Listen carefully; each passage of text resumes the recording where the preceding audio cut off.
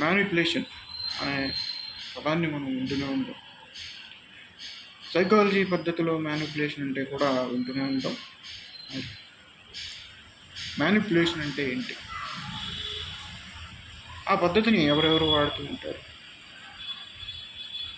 ఎవరైతే ఎదుట వ్యక్తి మీద పెత్తందారీతనం చేయాలనుకుంటారో వాళ్ళు వాడుతూ ఉంటారు.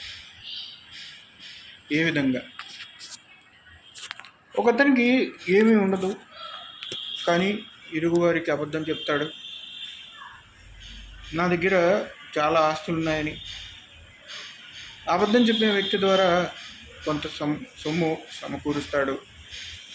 ఆ సమకూర్చిన డబ్బుని జేబులో పెట్టుకుని మరి ఇంకొకటి దగ్గరికి వెళ్ళి ఎవరైతే డబ్బు ఇచ్చాడో వాడు మంచివాడు కాదని చెప్తాడు.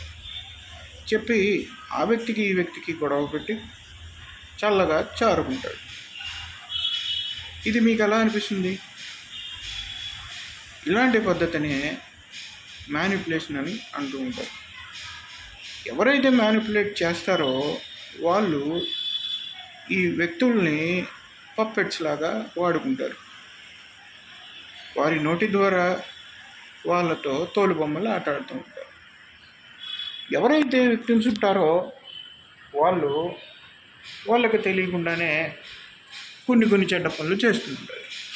వాళ్ళు అనుకుంటారు వాళ్ళ ప్రవర్తన మారిపోవటం ద్వారా వాళ్ళు మానసికంగా ఒత్తిడికి గురయ్యి నేనేంటి ఇలాంటి వాడిని ఇలా చేశాను అని ఆ ఒత్తిడితో ఇంకా బాధపడుతూ ఈ వ్యక్తి చెప్పే మంచి మాటలు ఇంకా వింటూ ఆ వ్యక్తి ట్రాప్లో పూర్తిగా పడిపోయిన తర్వాత అప్పుడు ఆ వ్యక్తి తన నిజ స్వరూపాన్ని చూసి పూర్తిగా ఆ వ్యక్తి దగ్గర ఉన్న సొమ్ముని దోచుకుని తన జీవితాన్ని నాశనం చేసి వెళ్ళిపోతాడు. ఈ వ్యక్తిత్వాన్ని బట్టి మీరు ఏం నేర్చుకున్నారు? ఆ సైకియాట్రిక్ కండిషన్ నేను చెప్పను, కానీ ఒకటి మాత్రం నేను చెప్పగలను. ఎవరో వ్యక్తి ఏదో చెప్పాడని మీరు మనస్తత్వాన్ని మార్చుకోవాలా? ఎవరో వ్యక్తి ఏదో చెప్పాడని ఆ వేరే వ్యక్తి మీద పగ పెంచుకోవాలా?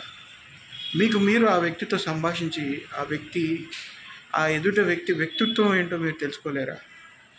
ఎవరో చెప్పింది మీరు వింటే మీ సొంత సహోదరుడు కూడా మీకు శత్రువులాగే కనిపిస్తాడు. అదే మీకుగా ఆ వ్యక్తి యొక్క మనస్తత్వాన్ని తెలుసుకుంటే అతనిలో లోపాలని యాక్సెప్ట్ చేయగలరు. అతని గురించి జాగ్రత్తగా ఉండి మీరు మీ కుటుంబాన్ని చక్కదిద్దుకోగలరు. అదే భార్యకైనా, అదే భర్తకైనా, అదే సహోదరులకైనా, అదే మిత్రులకైనా ఈ విధంగానే బాంధుత్వాలు నిలబడతాయి. ఒకవేళ మీరు మీ భార్యతో గొడవ పడుతున్నారా, కొంతకాలం విడివిడిగా ఉండండి. అదే కోర్టు కూడా చేస్తుంది, దాన్ని సపరేషన్ అంటారు.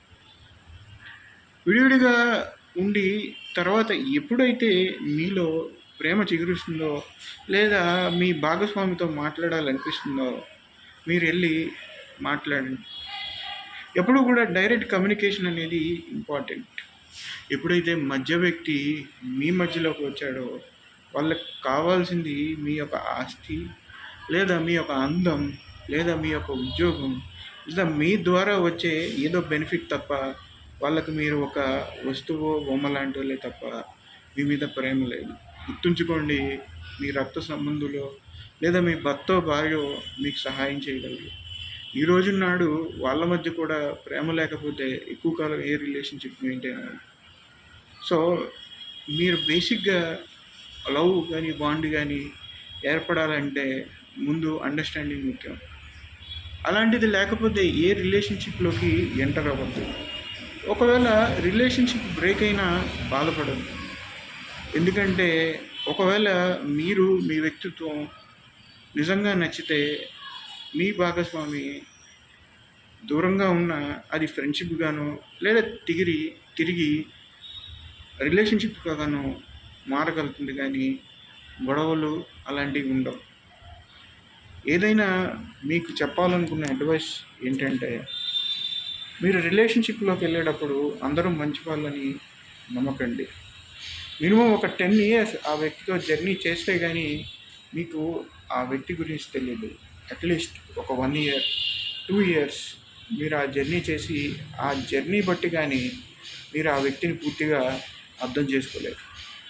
అందుకే ఎవరితోనైనా పొడి పొడిగా ఉండండి.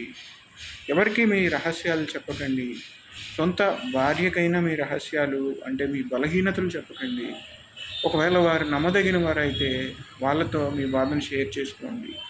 ఒకవేళ మీకు ఆర్థికంగా ఇబ్బంది ఉంటే ఆర్థిక సమస్య వల్ల నేను ఇబ్బంది పడుతున్నానని చెప్పండి, కానీ వేరే సమస్యలు చెప్పకండి. ఒకవేళ వాళ్ళని ఎవరైనా ఇబ్బంది పడుతున్నారు, మీరు ఏదన్నా వాళ్ళ లైఫ్లో బ్యాడ్ ఇన్ఫ్లుయెన్స్ చూస్తే మీ లైఫ్లో బ్యాడ్ ఇన్ఫ్లుయెన్స్ ఉందని చెప్పి వాళ్ళని ఆ ఇన్ఫ్లుయెన్స్ నుంచి బయటికి తీసుకురావడానికి ట్రై చేయండి. ఒకవేళ వాళ్ళు వినకపోతే స్టాక్ హార్మోన్ సిండ్రోమ్తో బాధపడితే అంటే ఆ ఇన్ఫ్లుయెన్స్లోనే ఉంటే వాళ్ళని దాంట్లోనే వదిలేయండి. వాళ్ళే కొంతకాలానికి తెలుసుకుని వస్తారు. మీరు ఎంత ట్రై చేసినా వాళ్ళు రాలేరు. అలా అని చెప్పి మీరెళ్ళి ఆ ఉచ్చులో ఇరుక్కోకండి.